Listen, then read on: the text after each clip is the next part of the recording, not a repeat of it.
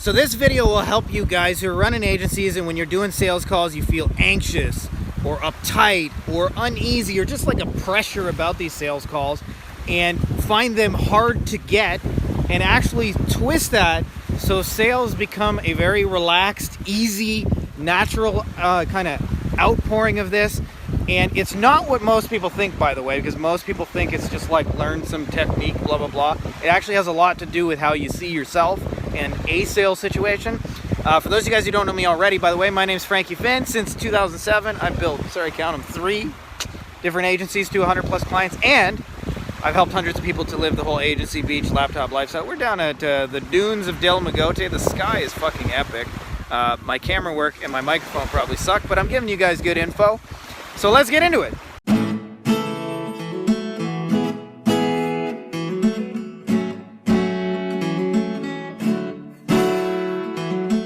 All right, here's the deal, my beautiful, beautiful people. What most people view sales is as a win-loss proposition. Win equals sale, loss equals no sale, rejection, getting ignored, getting ghosted, got to talk to my partner, got to talk to my wife, whatever, don't have enough money, it's too expensive, those kind of things. And what happens is if you view it as a win-loss paradigm, what ends up happening is when you make sales, this is how you feel. You go 10 out of 10, like, woo, I just made a fucking sale, I'm awesome. And when you don't make sales or people ghost you and ignore you, you go, I'm a shitty 2 out of 10 person. I'm no good. Maybe my stuff doesn't work. Maybe I should just go get a job, and all those kind of crazy thoughts.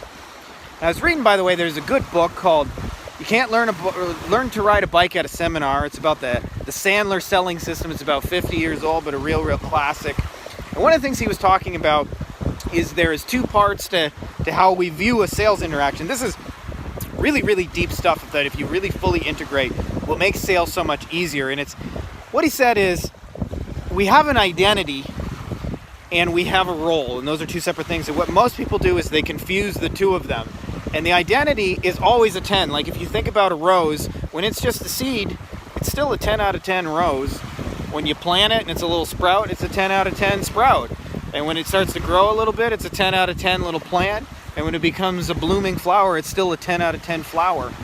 Well, the problem with that is if you get very attached to the sales that say win equals thing, that number becomes more like a 6 or a 5 in how you see yourself. And what he talked about is seeing your identity and your role as separate things, where start giving yourself permission to have real self-esteem and real confidence that is not based on any external circumstance, including sales.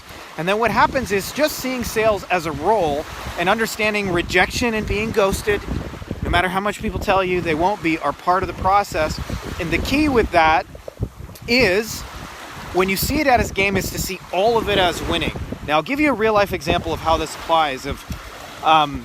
There was a period where I went through a mentorship program. One of the things they told me in there was to raise my prices. So I went from charging like $1,000 to $5,000. I didn't fully feel comfortable doing it, and I owned it. And I remember I had done about 40 calls in a row, and I had heard lots of the people liked me and they thought I was cool, but at the end of the day, none of them took out their credit card. So I was on 40 calls in a row and hadn't sold anybody. And because of it, I was in that like 2 out of 10, not seeing it as my role, and I wasn't seeing it as win-win, so I missed all the lessons that were coming through from it.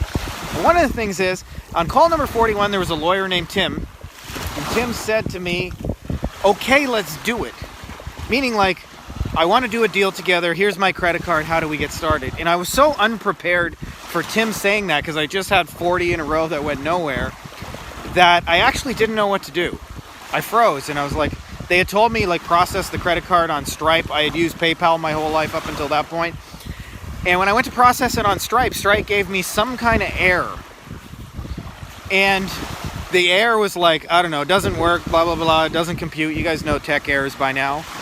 And so I had to hang up the phone with Tim, and I said, I'll call you back. I got to talk to Stripe. So they only had email support. At the time, I emailed them. It took them a day and a half to respond. They said, oh, you got it in like test sandbox mode. Click the button and turn it on. So you guys wouldn't be shocked to learn that Tim went away. And let me tell you why this is important to you. Because what I wasn't seeing is that there was a learning lesson in that. And so I started to see my sales as win-win. And what I realized is Tim's right. I don't know how to process payments. I don't know what I'm going to do next. I haven't actually figured these things out.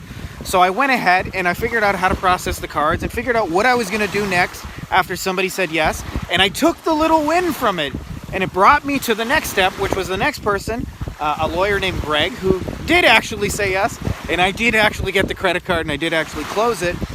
And understanding that, like, when you're stuck in that sales process, if you see your self-esteem as not being based on sales, you see the little wins, because there's all kinds of little wins. Sometimes the things people say on a call help you to understand what to go then use in your marketing. Sometimes you win on the call because the person is fucking crazy and you dodged a bullet and chance like you shouldn't work with them. Sometimes the win is you understand your tech is broken and you realize you have to fix it. Sometimes they poke holes in your process. Sometimes they can give you testimonials for the phone. Like, there's all kinds of ways you can win from sales. And so the key to this is to stop framing it as a win-lose at all, and only see there's things like wins of the sales kind, and there's wins that push me forward, those kind. But either way, I win. And then what ends up happening is you don't need a sale from anybody, and you can have these relaxed conversations, and you can really just own that role. And like, what I find is when you're doing it right, you're just fun and relaxed, just having real conversations with people in a really lighthearted way. It doesn't have to be this tense, like, dear Mr. So-and-so, please reconsider the attached proposal and all those kind of things. And so if you really, really nail this down, you will separate out all the quote-unquote rejection that keeps people. And I'll tell you, the biggest thing is most salespeople, most people who do what we do, want to be liked. And they also want to be seen as experts and not have to be like always selling their shit. And so the more you can just be relaxed and take the wins with grace and ease and see yourself as always going forwards, because you are. The problem with that is, for a lot of people, is if you consider sales like as a metaphor for going down the football field, you only get paid when you punch it in for the touchdown. When you're 2 yards to go, you often feel like you're a million miles away and you have the hardest 2 yards to go. But if you understand, like, hey, there's lessons, maybe I can look at what the defense is doing. Like, I'll give you for example, like, I had a couple of lawyers say to me, hey, like, who else have you done this before? And when I was first starting, I had no one, right? But I realized that was an objection. They didn't want to be the first one. So I would start adding things to the calls. Like, I'd say, hey, you remind me of so-and-so from over there that I had a conversation with. He was in a similar situation to you. And it just implied that you're not the first one that I'm doing this for. And it just made them feel easier. And suddenly they didn't ask that question. So there's always little wins. Find them and just have fun with it. And you'd be amazed. This whole game gets a lot easier. Just see it as a game.